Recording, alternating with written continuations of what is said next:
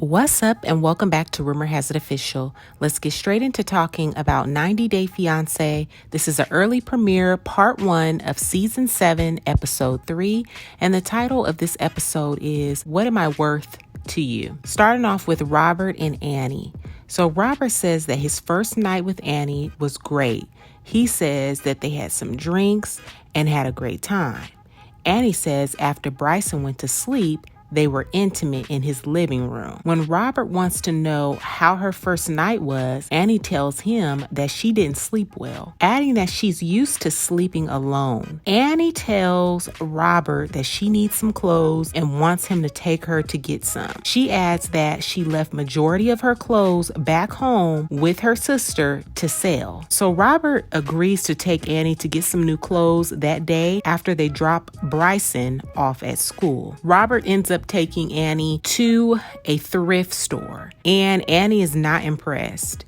Annie tells the camera crew that she was thinking when she arrived in America that she would shop for fashionable clothes like Chanel and Versace. She says that it's really messed up that Robert brought her to a store like that. Annie makes sure to tell Robert that she doesn't like any of the clothes and likes elegant clothes. Now, someone approaches them that works there and wants to know, are they finding everything okay? And Annie has this stank face and responds, they haven't found anything yet. The worker just wanted to be on TV because I've shopped at thrift stores and I've never had anyone approach me. You all comment down below if you like thrifting as well, and if has anyone ever approached you wanting to know, have you found everything okay? I personally love thrifting, but Annie has this perception and isn't being open. I don't know why she thinks Robert is rolling in money. There's no way he'd be able to afford Chanel or Versace. I mean, you can look at him and tell by the way that he dresses. She may want to holla at Michael.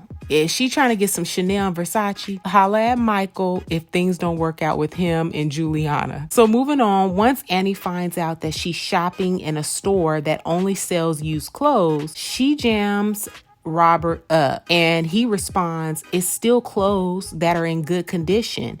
It's not damaged. Annie storms off and is mad because she can't have her way. And Robert tries to explain to her that he has to pay for a lot, a wedding, a house, a car, and the iPhone that she wants. Let's move on to Mike. So Mike is 34 years old and lives in Sequim, I think it's Sequim, Washington. He says that everywhere he goes, he loves being the center of attention. He's 6'7" and says that he's loud and proud. He adds that he has a lot of positive energy. In the town that he's from, it's very small with about 7,000 people that live there. His family has a 27-acre tree farm, and when his dad decided to put the property up for sale, he decided to buy it and keep it in the family. He says, unfortunately, buying the property has been costly and has created some debt for him. Mike says that he's always wanted to be married and have a family. Mike reveals that he's been married before, but it was a short marriage. He says that his wife left him for another woman, and while he shares his story, you can definitely tell that by him talking about it, it still hurts him. He adds that the ending of his marriage was unexpected, and he ended up gaining weight. He got up to about 340 pounds, and he knew that he needed to make a life change and decided to start working out and dieting. After his marriage, he tried dating around, but things just didn't work out. Now, one of his best friends met a woman from the Ukraine and got married. When they had their child, they made Mike the godfather. And his wife's best friend, they made the godmother, which is how Natalie came into the picture. I'm really not trying to be mean, but by the way that he's describing her and her looks, she's totally out of his league, okay? Mike would be better off finding a woman from his small town, someone who shares the same interests as him. I don't see him and Natalie working out. Now, Mike went to visit her in Ukraine and says that they hit it off. Natalie seems to be very free and loves to explore and travel. And that country life that he lives will be difficult for her to adjust to. Mike met Natalie again in Paris and proposed. He then got back home and applied for the K-1 visa. Now, if Mike is in all of this debt due to the farm, how is it that he is throwing in all of these trips and buying an engagement ring? Not to mention going through this whole K-1 visa process. Comment down below what you think about that. Something is missing. So Mike has a huge amount of credit card debt. He tells Natalie during their video call that he wants a family, but not right now. Natalie wants a baby soon, by the way that she's talking, and wants to tell her mother that she'll be having grandkids soon. But Natalie doesn't know that he's reserved due to being in debt. He's worried that once he tells her, she'll change her mind about marrying him. Let's move on to Anna and Mursel. So Anna says that the past couple of days have been rough. She takes Mursel to the Washington Park to talk and says she's feeling upset not knowing if his family finds out about her boys, if he'll stay with her or he'll go back to Turkey. Mursel says he would be ashamed if anyone knew about Anna having kids. If his family finds out, he says he doesn't know if he'd go back home. He wants to wait maybe 10 years to tell his family. Anna feels that it's not fair to her, her boys, and his family in Turkey. Mursel claims that he feels guilty about keeping Anna's kids from his family, but if his family finds out, they won't be happy. He adds that his family will tell him to leave Anna and he'll go back to Turkey. Anna says that he's going to have to deal with the situation with his family, or else she doesn't think that she can marry him in the next 90 days. Let's move on to Michael.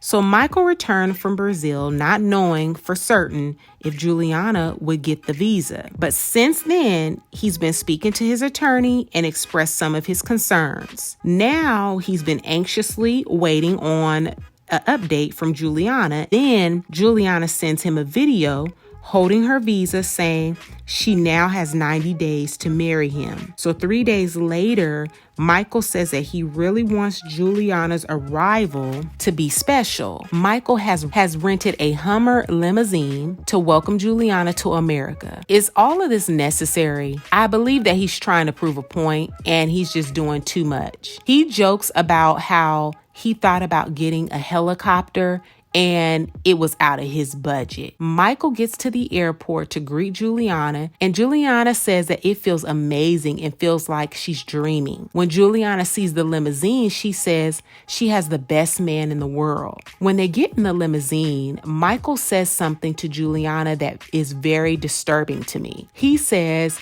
they can have a limousine porno. Now, Michael, I thought Juliana wasn't an escort or a prostitute. And knowing that that's a speculation, to me, making a comment like that is out of line, okay?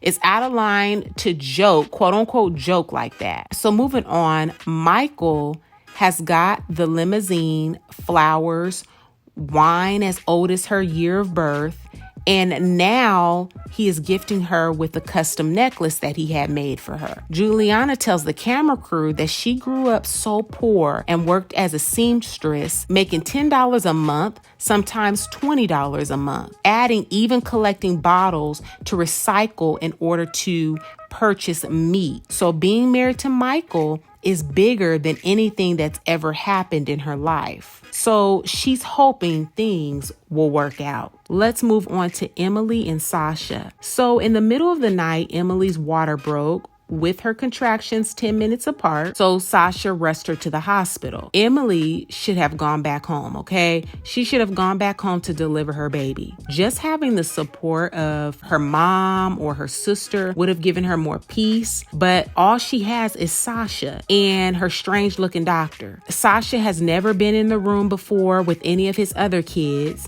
So the fact that she just has him, I would rather much have somebody in there that has been through it before, so they know how to coach me and kind of help me through it. But anyways, the doctor offers to give painkillers and she agrees to do it. So Sasha admits that he was never around for his other kid's birth and says that he was working, probably. He doesn't remember. The doctor allowed him to be apart because Emily can't speak Russian well, so he must be there as a translator. Sasha claims that he's been texting her family to let them know what's been happening because he knows that Emily would want them to be informed on what's happening and know that they would want to also be informed. 5 hours later, Emily is feeling pressure even though she had the epidural. It's finally time for her to push. After pushing, the doctor realizes that the baby's head is towards the hip instead of being face down. He now feels that it's best to have a cesarean, aka a C-section. So Emily is screaming,